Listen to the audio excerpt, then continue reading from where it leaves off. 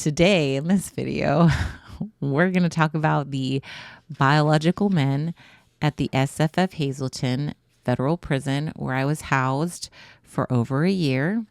Here in this picture, one of these men is, well, one of these people is not like the other. This, right there, that bald person, that's not a bald woman, that's a bald man that I refer to as Mr. Clean, short, white, male rapist in there for literally raping grown women. And he is forced upon us in the, you see the cross back here, in the religious services building. So even though we asked for help, we were never given it at the SFF Hazleton. I'm going to go over stories today from other women and for myself. If I have time, I'm going to try to keep this video at about a half an hour. Everything I share with you would have been shared with the FBOP, either in AR, administrative remedy forms, or by me writing out to people for help, which, by the way, nobody ever helped us, even though the United States Attorney got a well-written letter about not just the biological male transvestites we were forced to house with, but the other issues going on in the prison. So here's a letter I typed up at the law library in Hazleton. And we've got multiple representatives: Clay Higgins' office, the United States Attorney, Shelley Capito's office, Senator Lindsey Graham, the judge that shut down the Dublin prison in California for the rape clubs. She got a copy of this letter. Carol Miller, Alexander Mooney, advocate groups such as Rights Behind Bars. I sent it to information to a ton of media people, and the only one that picked it up was Wendy with Undercover DC. Even though other media were interested in it and they took notes and they spoke to me in emails and on the phone even, none of them wrote about it. But hopefully now somebody will hear my voice and do something about this. So let's see. Here I have some information from Riley Williams, another J6 inmate that I was housed with, that was also writing the biological male situation up and helping me try to advocate for these women who are being sexually abused by these men. Let's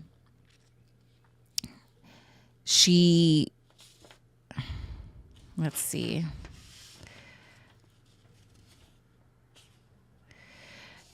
Here's her email to TEC, which is the Transgender Executive Council. And she sent them an email about the biological male rapists that are locked in cells with vulnerable women at the SFF. The horror stories from your doing are endless. This is what she says to TEC. These men have not only raped children and women on the streets, but have also raped other ugly men at the men's prisons. What do you think they are doing here? They are raping females with their penises. Officers and captains offer their careers on your altar to become a whistleblower in an attempt to stop your tyranny. And she goes on, and of course TEC doesn't help her. And I know that this is just like a venting email to them, but she was venting because we had gone to SIS. We had talked to officers. Nobody will help us. I wrote letters. Nobody would help us. Nobody would hear us and listen. Here she's talking about Andre Michael Brown. She wrote this letter for me to keep in my records, just so I'd have like a written testimony of what she saw. Andre Michael Brown doesn't even believe he is a woman. He will get mad if you call him a she. Why am I being housed with a male who doesn't even believe he is a woman? Which is true. They put these men in the prison, and most of the time it's just like this fake show. They throw a ponytail in their hair or a braid, and they get put into the women's facilities, and people like Andre Brown then get into prison and say they don't identify as a woman, but now he's in the women's facility just preying on women. She goes on to say, I strongly doubt any of them believe they are women. What type of woman pays drug addicts prison drugs to suck their penises? I've interviewed women who have been raped by these men. There are 7 men on this compound. Hear our cries. Women deserve female-only spaces, especially in institutional setting. This prison is in violation of our most basic human rights. That was a letter from her. Now, here we have, this is an AR form. This is her actual form. This is the one that would have been given to the prison on the warden level about her being upset for being housed with biological male rapists. I'm being forced to share my religious area, my workout area, and bathrooms with biological men. This is in violation to my most basic human rights. There is no such thing as transgender to Christians, Muslims, and Wiccans. This is a violation to my religious freedom. The men sent here are obvious men with male pattern baldness, one who is completely bald. They are usually over 6 feet tall and eager to use their penises, preying on us as soon as they get here. Take one look at any of these transgender women and you will think it's some kind of sick joke. Can you believe that we had to write this stuff on paperwork and then nobody would listen? Here's another form, but I have more stories from her I'd like to get into later. But, multiple emails she wrote, not just about getting help for the biological men that are preying on, including her cellmate. Like, the things she witnessed firsthand and had to stop are horrific. I can't wait to tell you guys about them. But also against another officer in there, Officer Lawrence. And she had to fight to keep this sick officer away from her and out of her unit. Because it is a problem. It is a problem. Not all of, some officers are good, but not all of them are good. And that's why the Dublin prison in California was closed down, because they had that rape club going on there. And it's a problem in women's facilities. So one of the things that Riley and Shelly and I did was we started a group to gather our classified information on the biological men in the prison. And we called this Operation Slick Dick. We had our classified information in here, and we did. Our goal was to gather information about what was going on in this prison and to inform the officers and try to get help. Of course, none of the officers ended up helping, although we did see a little bit of action once in a while, but they were never taken off the compound and shipped, even when we could prove there were terrible things going on.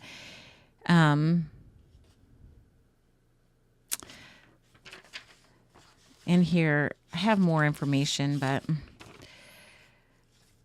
anyways, I'm sure we'll get to go over this. So here's my AR forms. And this one, for example, this is an 8. This is like the informal resolution. You're just trying to get help without having to go to regional or go to crazy. Like, somebody just please help me, talk to your counselor. Please help me. Please solve this. And I said, there are men in each unit here at the SFF Hazleton. Can the men be moved into one unit and housed together as cellmates in a specific space until the men living here are dealt with at a higher level? So I'm just asking, like, house them together, right? That should be an easy solution.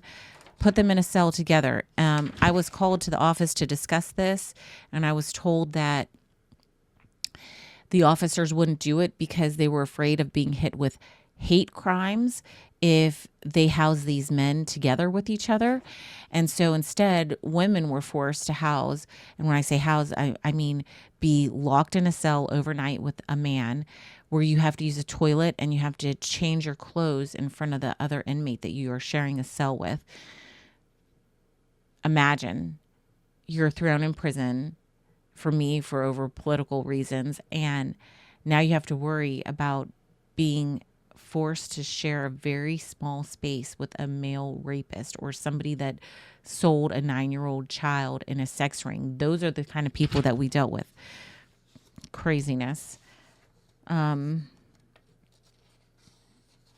Here's another one. Me asking for the men to be removed from the compound.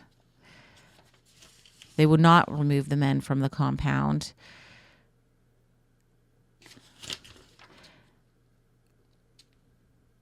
I was told continually, talk to tech. That's a transgender executive council. I could email them. I did that.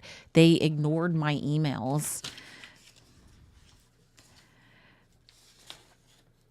In here, here's another AR form. This one is going up into higher levels now. And I say things in here. I describe coming out of visitation with Emra, who was a biological male with a full sex change, and being given a visual strip search at the same time as him.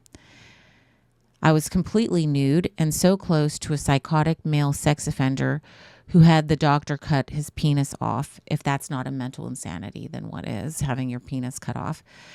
He was told to bend at the waist and spread his cheeks, and a distinctly masculine cough resounded through the hall where I stood naked, shocked, and speechless. If I can't be searched or seen by a competent, insane male officer, why am I in a situation where I might be seen by an insane male inmate? Yeah, this is my life in prison, guys.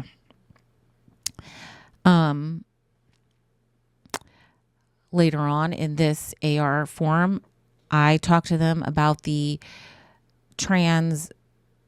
I get confused. There was women in there that taking testosterone. So is that a trans man or a trans woman? Whatever. It's a person. But they got violent. They seemed to be very violent and very mentally unstable. And so here I am describing one beat her girlfriend with a lock and was put back into our unit afterwards. My friend Shelley was attacked, punched in the face by one a few months ago. If I can't trust the FBOP to protect me from a testosterone pumped woman, how can I expect them to protect me from biological male inmates? And this is the truth. Like, they're not protecting inmates in there. Also a concern of mine. Stumbling upon a sexual act between a male and female inmate, as others have done at this SFF, that stands for Secure Female Facility. Will I see Alan, aka Allie, being a recipient of fellatio, or seeing him being pounded from behind with a handcrafted and strapped on dildo by his girlfriend? Am I living in a Twilight Zone porno or an FBOP facility? I am not even guaranteed a peaceful workout at rec because the newest black male inmate, Andre Michael Brown, has appeared to be airing out his scrotum in too close of a proximity to continue the workout. I can't believe I had to write this. My creator prevents me from, this is later on in the document, my creator prevents me from worshiping with these type of men. I stopped taking communion because the Bible has strict guidelines. When I was in chapel for a Good Friday service, there was a man who had a sex change and another with his hair pulled back into a ponytail pretending to be a woman. It's blasphemy to have them in a Christian service. They have also infiltrated our Bible study groups. I wonder if I will be able to continue Bible study groups and classes if they are in attendance. And you have to understand at this point, these men had already been in the Wicca services, smudging women with sage between their legs, telling women stuff like, feel my energy, wanting them to touch their male chest to feel their energy.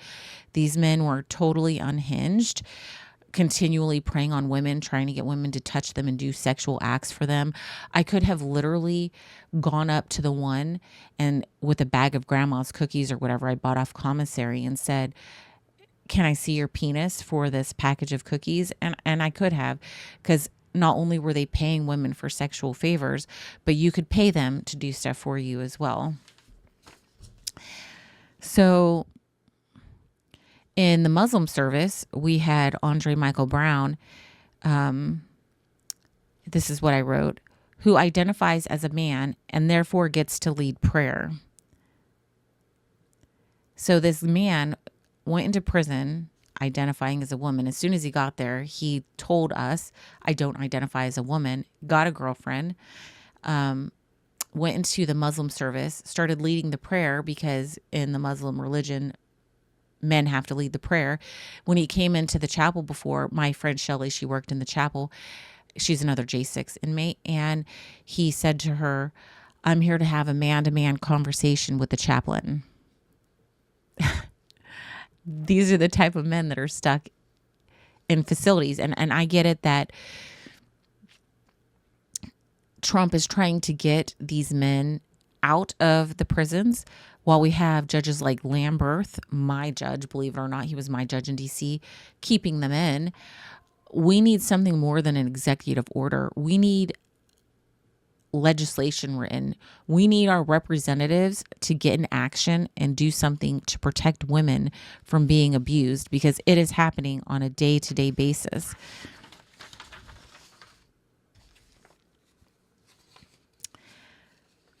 So here we have the prison's response. They're just saying contact tech, the transgender executive council to get assistance. I tried that, didn't work.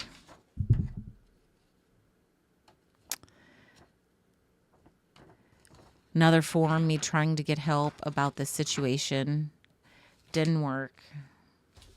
Let me move part of my papers here out of the way. And I wish I had more pictures here, but again, Mr. Clean, male rapist in my unit. That's the one that I read about, where I was worried about stumbling upon a sexual act. Women in my unit literally walked in on him having sex with his girlfriend multiple times. Him getting it, I don't know, there's no proper way to say this, him getting it up the ass. Why? Why do women have to witness that? It's mind-blowing. And then actually his girlfriend, she finally went for help. She saw what was going on. Well, actually, truth be known, her boyfriend was getting another girlfriend and she didn't like it. So she went to the prison to tell them what was actually going on with the relationship, and the prison did nothing for her. In fact, they sent her back to the same unit with this biological male instead of taking him out. There is no consensual sex in prison. There's not. There is no consensual sex in prison, whether it's two women or two men or a man and a woman. You're not supposed to be having sex. Otherwise, it's considered rape. But these men, they're just getting it on. Okay, so this is, okay, so I would take notes on stories that women would give me. I just sit at the rec compound or someplace and meet with them, or the law library, and I'd take notes, and then I would type it up on a typewriter and I would show it to them, just to make sure things are accurate. And so here I have a stack of stories that I've gathered about biological men. I'm going to share some with you. This is the true account of an inmate's dealing with Andrew Phillips, a 40-year-old biological male housed here at the SFF Hazleton. The inmate was only 19 years old when this took place. He went to her and offered her cigarettes or anything she wants if she would go sit with me in my room.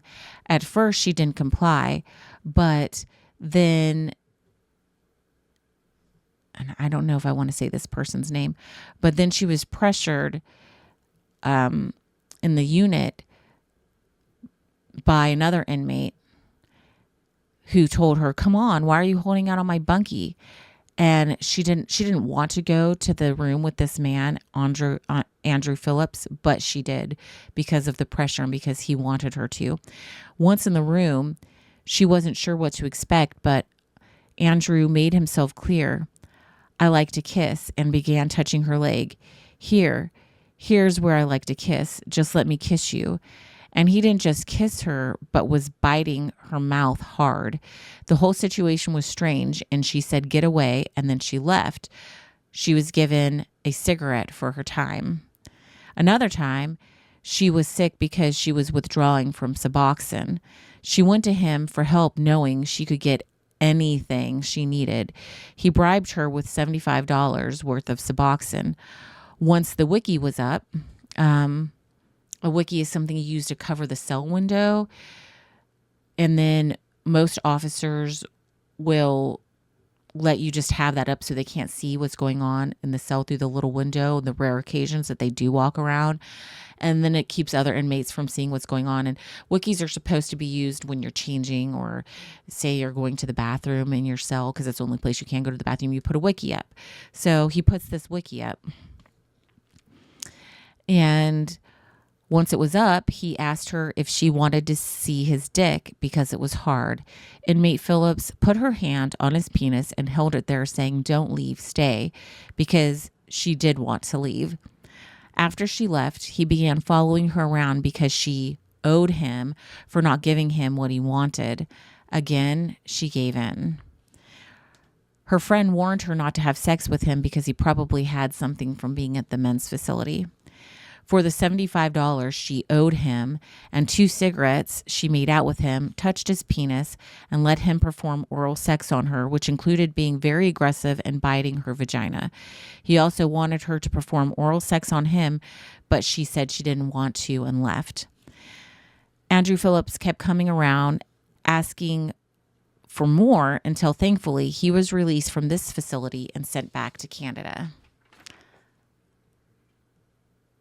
If these people don't like, and that's another thing. Why do we have Canadians and Hispanics and like people from other countries housed in our prison? Can we not send them back to their own prison? Like, why is a man from Canada being housed in a women's facility in the United States at our taxpayers' dollar? Disgusting. Okay, so here's another inmate talking about that same man. Andrew Phillips.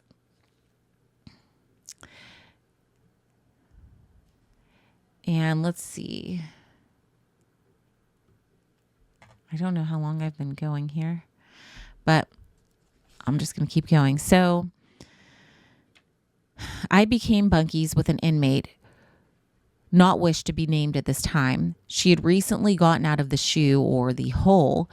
She was in there for being caught having sexual intercourse with inmate Andrew Phillips, an obvious man with a working penis sent here in 2022 from the men's prison. He is a large man, military trained, husband, father, and stands at the height of 6'3". The first week I lived with her, Andrew appeared at the doorway. I was on the top bunk reading, and my roommate was on the bottom bunk. He told her to get up and come to his room. That's what they call cells there. They say, "Come to my room." They mean come to my cell. She ignored him. He called her name and she ignored him again. He then entered the cell, our cell, and spoke to her quietly in her ear. I don't know what he said to her then, but she violently ripped the blanket off of her and left the room with him. She came back about 45 minutes later. She had showered and didn't say a word to me. She looked upset. I asked her what was wrong, and after some prying, she told me, "Anne," that's what Andrew went by, was Anne, "pressures me into doing things I don't want to do." I asked her if they were sexual, and she replied, "Yes." She started crying and told me she didn't want to talk about it anymore. The next day, when she got back to our cell after work, I asked her to go outside to rec with me. She agreed, and when the move was called, Andrew followed us out. He began walking the track with us, so I offered to have her come sit with me in the grass, but he followed again. I felt awkward and it was quiet until Andrew picked a mushroom from the ground and asked me if I wanted a mushroom stamp. This is what a term is for a man pressing his penis tip to a woman's forehead. Disgusted, I left. By the weekend, some 3 or 4 days later, my roommate and I were watching TV in the day room. Andrew approached her and whispered into her ear again. About a minute later, after being ignored twice, he whispered into her ear a third time, which caused my roommate to yell, "I heard you the first time." She violently picked up her chair and threw it into our cell. Andrew looked at me and said, "She'll be back later." My roommate again went to his cell, showered, and returned to our cell crying. That day I vowed I wouldn't let it happen again. I told her, if I ever see you go to his cell again, I will get the officer. It's crazy to think it was already caught once, nothing was done about it, and they were released into the same unit. I told him the same thing. By Monday, they were broken up. He then began having sex with numerous women, including 19-year-old Shady DeMonte, and a threesome with roommates named Rebecca and Allie, and his own roommate, Jess Cradle. Another roommate of his moved out quickly after being subjected to him masturbating when the doors were locked at night. Imagine you're locked in with a biological male and they're masturbating in the same room as you, and you can't get out. Yeah. These women were all paid for their services. Sad to say, they didn't want to, but did it for prison drugs, which they are all addicted to. He is now released to the public. Okay, so here's some more about Andre Michael Brown. Inmate Andre Brown was dating a young inmate who was possibly in her late teens, early 20s, which is typical for the 40-plus biological man who are sex offenders against women and children. Who could guess she was a quiet and meek girl? At education, he was touching her, and inmate Rachel Powell told her, that's me, she's referring to me, she witnessed this, "Don't let him touch you, don't let him prey on you." He got very angry, told her, "You're one of them J6ers. I wish I was out so you would have to get through me that day. You would have had to see me. I wish I was there for your ass." He was very aggressive over an inmate's concern for his girlfriend. He's a large man, around 6'4", an obvious man with short dreads. It was a very scary situation. He told Rachel he'd beat her ass if she wasn't just going to tell. A few weeks later, his timid young girlfriend PC'd herself. That's put herself into protective custody because she felt unsafe for her condition. She had many bruises on her body.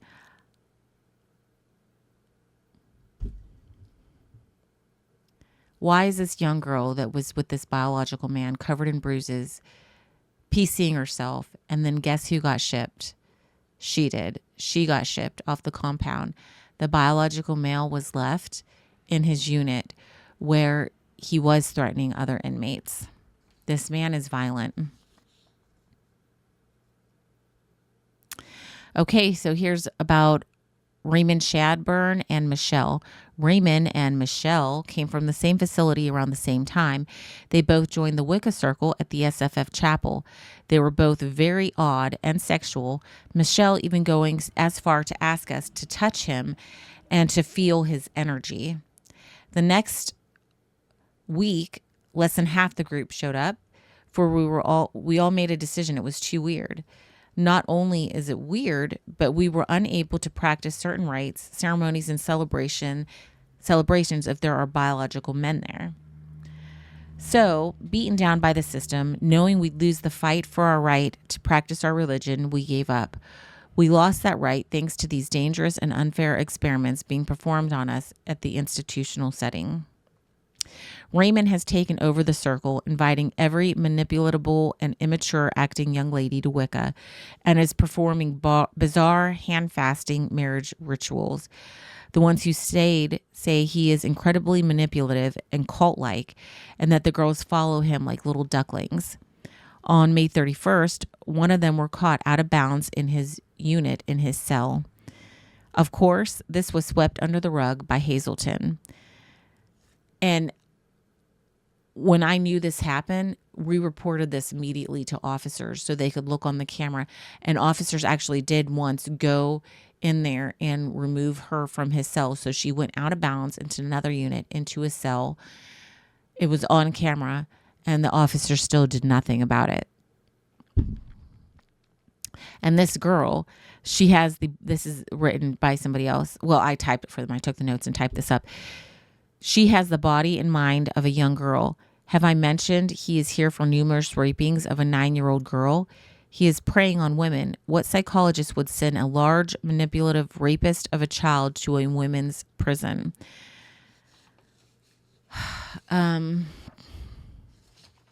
It's just mind-blowing. It's mind-blowing. And the girl that was referenced in this, she had, in fact, she's here in this picture by this guy, this girl here. She is very naive. She's in there for letting a man, there's no nice way to say this, molest her children. And she's just mentally not like an adult. So she has an adult's body, but she's very childlike. She also has very flat features where she doesn't really have any curves or hips, very flat chested. And this man who was in for raping children took an interest in her, not just because she was vulnerable, but clearly because of the way she looked too. And I also saw that with the man in the picture, his first girlfriend. She was not very feminine looking either. People would describe her as childlike looking. And then when he ended his relationship with her, he got with this girl that I'm just discussing. It's crazy. So moving on. Oh, here's a good one. So there was a biological male at the SFF Hazleton. Emra Kuk was his name. Now, Emra Kuk is a Bosnian male, very tall, very confusing to look at. When I first saw Emra, I was like, it looks like a woman, but there's something wrong. There's just something wrong. And I couldn't put my finger on it, way over 6 feet tall. It turned out that the curves were all implants, breast implants, butt implants, penis removed. But he would still introduce himself. And for me, he introduced himself as an escort that was in there, for that situation. Turned out he was in there for a ton of child pornography, including filming a small child being raped by a group of people. And so this person, multiple women didn't know that it was a man with sex crimes until after they were out of the cell with Emra. So some of them were very disturbed later to find out that they were housed with a biological male because, they're changing in front of this guy. And so this letter here that I typed up, the woman that gave me the notes on this letter, her name's Gina. She's now out of prison, so she's not in danger of retaliation. But she witnessed, and I have another letter by another woman. Her name's Nelva Rosette. She witnessed Emra Kuk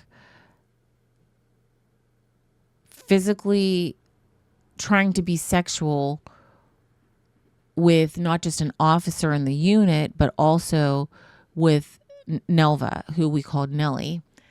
And in Nellie's cell, Emra tried to get Nellie to masturbate with her, and Nellie refused. Nellie was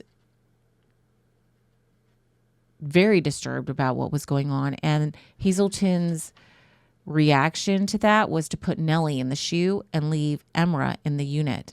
Also, the officer involved in this incident had to get reported multiple times before it actually got put in as an incident. And then the officer was removed for a few months because this incident happened in December of 2023. I got there in January 2024, but by my summer in this prison, so we're looking at 6-7 months later, that officer that was reported on was back in the unit doing rounds. How crazy is that? So anyways, I'll read this. I witnessed Emma Cook going out of her way to get Officer Moeller's attention. The officer we had that day, she flirted, walked provocatively, and even bent over in front of him. The officer enjoyed every minute of it. This continued from dinner to lockdown. She was in the officer's office, and they even ate together. Cook was getting the attention she wanted and was doing what she said, testing the waters, because she had planned this the whole time. And when she says that this was planned the whole time. So before Emma even got to Hazleton in the Oklahoma transfer station, she spoke about wanting to entrap a male officer, because it's like a free ticket out. If you can entrap a male officer, then you can get sent home. Your prison bid is over. You're going home. And that was this biological male Emma Cook's plan the whole time. So the officer was so distracted that instead of locking us in, he disappeared for 20 to 30 minutes. And that's not normal. When you're going to get locked in, you get locked in. There's no delaying. You get locked in at the same time every night at Hazleton, which is 8:30 p.m. every single night, and often earlier. So to be locked in 20 or 30 minutes late is weird. I was observing Cook, and she was nervous. She asked me, "Do you think he is going to tell on me?" She was scared. He finally showed up, but by then it was 9 p.m. He was coming back from the bathroom, and Cook, as a joke, said he went to jack off. But she was nervous. He locked us up. That night, he did so many runs, like no other officer has ever done. He kept shining the flashlight in the window, staring longer than any other officer would. It was so odd and made me feel uncomfortable. The light kept waking me up. My bunkie at the time, Carol Hernandez, also told me how odd it was that he would be doing that. And so at nighttime, a couple times during the night, an officer goes around and shines a flashlight in the cell real quick. Half the time, I don't even think they actually look. But they shine a light in the cell, make sure everybody's alive, nothing crazy has happened, and they just do a few rounds. Here we have this officer who was turned on by Cook, went and jacked off, which Nelva admitted to because she was in the cell with Cook, and I guess they had a hand signal where the officer would give her a thumbs up if he jacked off, and he did. He gave her the thumbs up, letting her know that that's what he just did. And so after the women are locked in, now he's doing rounds, and he can't just like go up to one cell and shine a flashlight in because he's on camera. And so the answer to that is he was continually going around doing rounds to every cell. So then he could stop at Emma Cook's cell and stay there for a couple seconds, staring at what Emma was doing in the cell. The next morning when I saw Nelva, she did not look right. Remember, Nelva and Emma are sharing a cell this night. She was upset, sad, confused, and she said she felt violated. Me, being a close friend and someone she could confide in, told me what happened. This was not the first time Cook harassed her. She had done it before, asking her to show her her privates. She told me that Cook was naked and kept posing in front of the mirror. Every time she would hear the keys, she was ready for the CO to see her naked. The CO enjoyed it. Now I understand why the CO kept doing runs all night. Emma told her that she was hot, meaning to Nelva. She said she wanted the CO to have sex with her. She got up on her bed, on Nelva's bed, and every time she would hear the keys, she would jump down naked, open her legs, play with herself, and at one point asked Nelva if she could get naked, lay down with her, and play with her so the CO could see them and get turned on. That night, Nelva did not want to lock in with her. She felt violated and bullied, but she went in because she had no choice. The next day, when the officer showed up again, we could not believe it. Nellie talked to Mr. Ringer, who was the temporary administrator. He actually worked in education. He did not do anything. She spoke to Mr. Kenny, and nothing happened. I wrote SIS and reported the situation. Carol Hernandez and other inmates did too, but I was never called for questioning. It's like they never cared. They never did anything. Things got scarier for my friend. When that CO, Molier, came back, Siegel, Cuck's friend, told the officer that she had reported him. I was watching and standing nearby. His demeanor changed. He got angry and mean-mugged us, but more to Nelva. He made us know that he knew. So now you have the officer that knows that Nelva's reported this or tried to report it, and other inmates have reported it, and now he's intimidating them, making it clear, like, I know that you reported me. I was there when Nelva went to one of our regular officers, Dennis, and asked if she could see how the report was going because days had passed and we hadn't heard anything. He checked the system and said there was no report made, no report on file, so he personally did a report that night. Again, I think that was the first legitimate report made. The next morning, Officer Molier showed up. Even with all the reports made, nothing, no action had been taken, and Nelva was still in the same room with Cuck. Nelva was taken to the SHU for no reason. Zubak told Nelva the reason she went to the SHU was because she was causing a ruckus and making a problem. Then she, Nelva, was moved to K2, which is another unit, which is called the Jungle because it was a really bad unit at the time. Like all the bad people that were causing problems were there, which is the worst unit on this compound. Nelva wanted to file a keep separate, but Zubak said no. So if you file a keep separate on another inmate, you can't be housed with them or even on the same compound as them, but she was prevented from doing this. Cuck did not get punished and had no consequences for her actions. She should have been the one sent to the SHU and moved units. She put Nelva in a tight situation. Nelva's life has changed. She is not the same. She's stressed, scared, depressed, worried, doesn't sleep, and they haven't given her any medications to cope with all of this. No one has helped her in any way, not psychology, not a counselor, SIS, or Woody. No one cares on this compound. And this is true. I actually ran into Nellie one time. I was sitting in the religious services library reading, and Nellie came in because it's attached to this psychology office. And she had wanted help. She wanted them to help her. And she had left psychology trying to talk to one of the officers there, and nobody would help her. And she told me, that was the first time she actually told me what happened.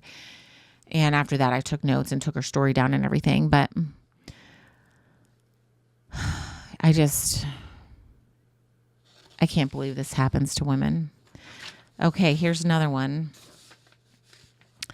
Dear public, my name is Dee. I'm an inmate in a female facility that is now housing transgenders. These men who want to become females are protected from discrimination in any form. They must live as females for 1 year before making their final decision. Once here, they immediately found girlfriends and have relationships. One instance in particular is he came on this compound after being convicted of sexually violating and trafficking a child and now picked a gullible, childlike female to prey on. This inmate looks like a child, speaks like a child, and truly has no real breast or hip curves that come with adulthood. She has an underdeveloped brain, which she openly speaks of. She talks like a child of elementary school age. Her emotional development is the same. I could go into depth on the manipulative remarks made to her within my hearing, i.e., I want you to know how special you are. This is what this biological male told this girl. You are able to make adult decisions. And in a conversation with this man, she felt like she was being intimidated, when she talked to this man. So he intimidated her. He was preying on this other young girl.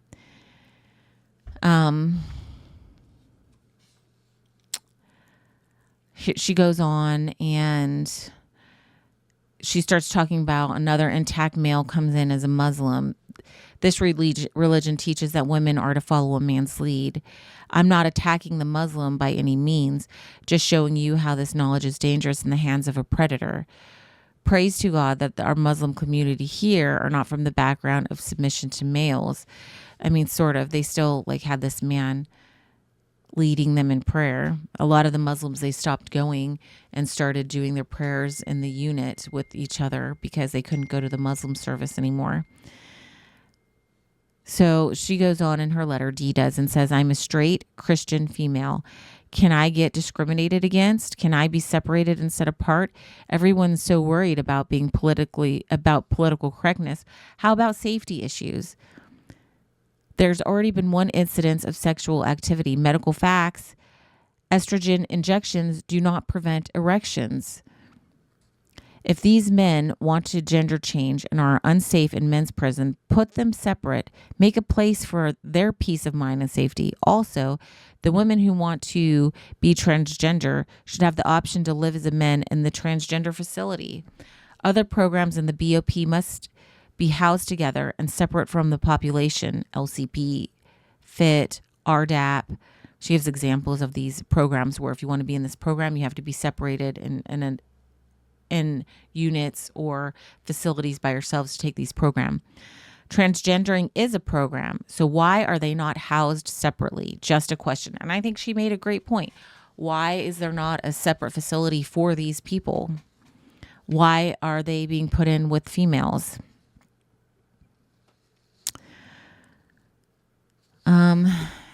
She goes on, but I'll stop there. Here's Shelley Stallings. She wrote a letter talking about the biological men as well. In my unit, there are two men, she says. One is Raymond Shadburn. When I was in Spanish 1, I had to go to the bathroom and I witnessed Raymond Shadburn kissing a young woman named Kat. He is preying on that woman who has the mentality of a 15-year-old child. These men disgust me.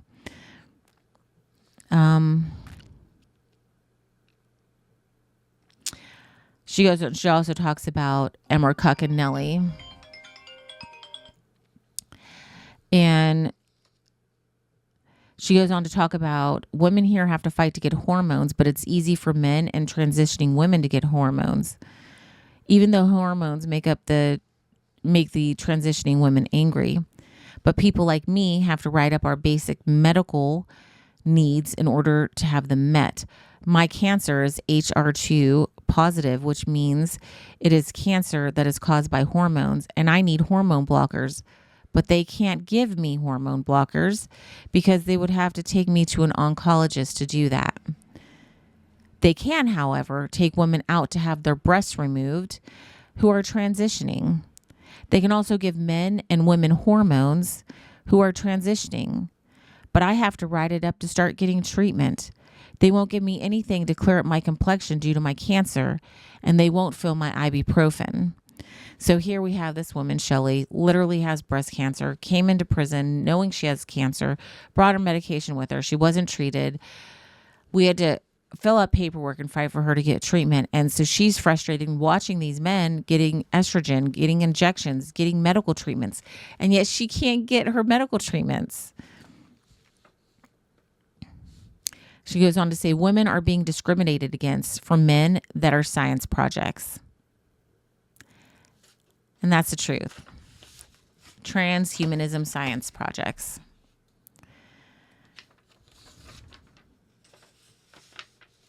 Okay, earlier I spoke about Operation Slick Dick and how we would try to set things up. Well, one of the women from the prison went up to the biological male just to see how the conversation would go.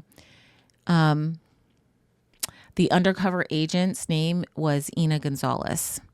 And she went up to Michelle Schuyler, who was sitting at a table at Recreation on the move between 5:30 p.m. and 7 p.m. This was on June 25th of 2024. So our agent says, "You by yourself?" And he says, "Yeah, sometimes it's best." And she says, "Gonna keep it real.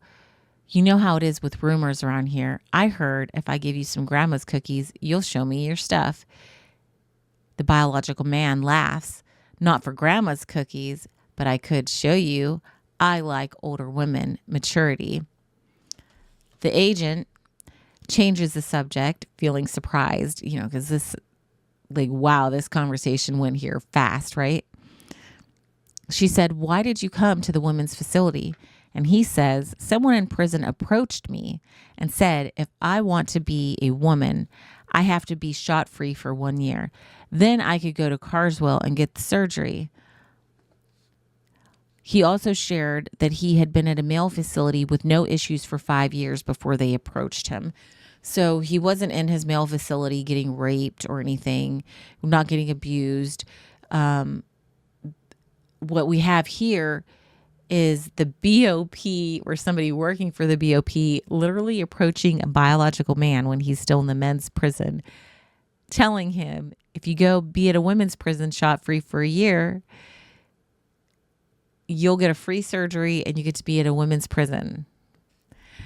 And so he took them up on that offer. And this is also a repeated problem, that a man can come to a women's facility for at least a year and prey on women and just have a good time. And at the end, just say, you know what, I don't want your surgery.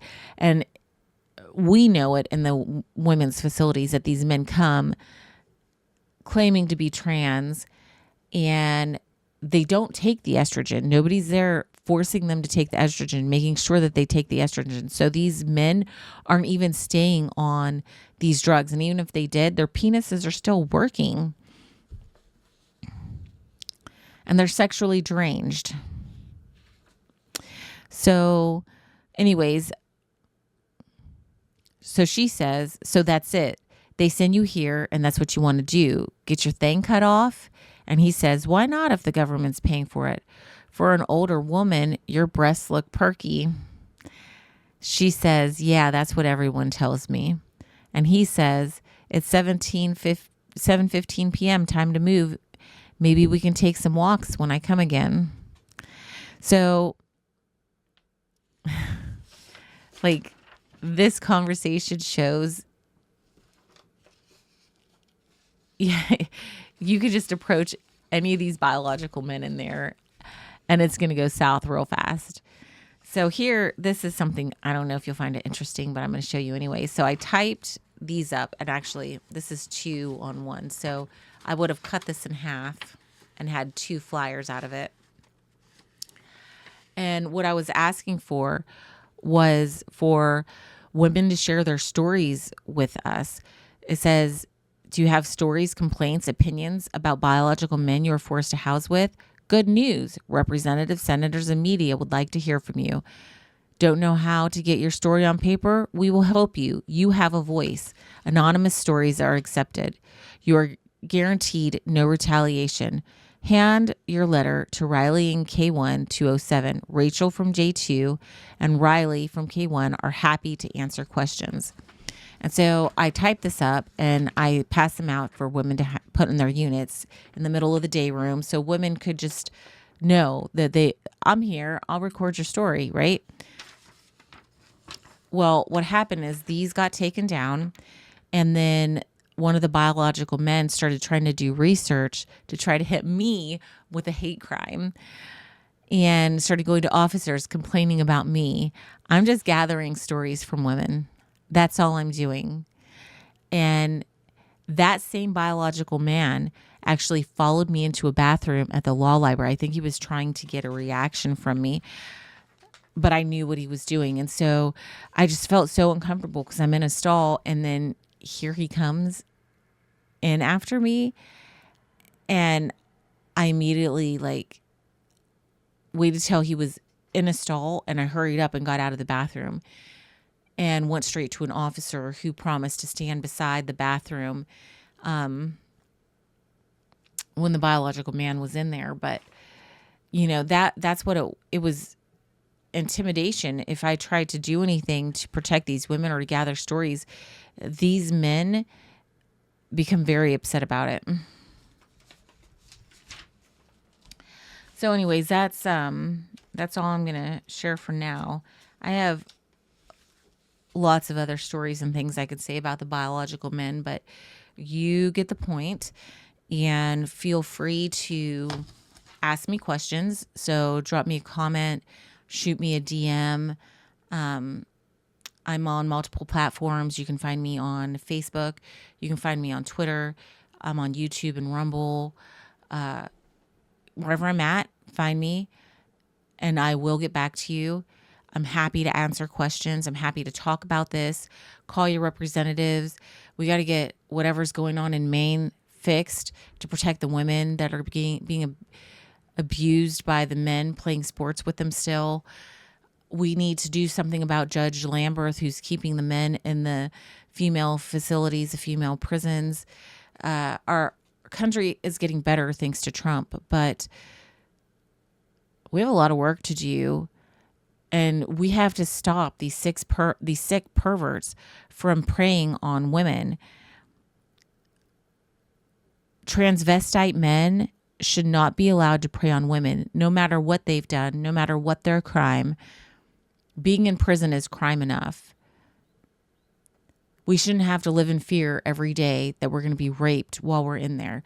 I should not have felt like I was living in a Twilight Zone porno on a day-to-day basis while being in there. I should have been able to go to officers for help. I should have been able to get help through the AR process. None of that happened. No help, no help, no help. Even though I tried in every way that I could to get help. So, also share this video, share this information with your friends. People still don't realize what's really going on out there, but hopefully they will as we speak out about this.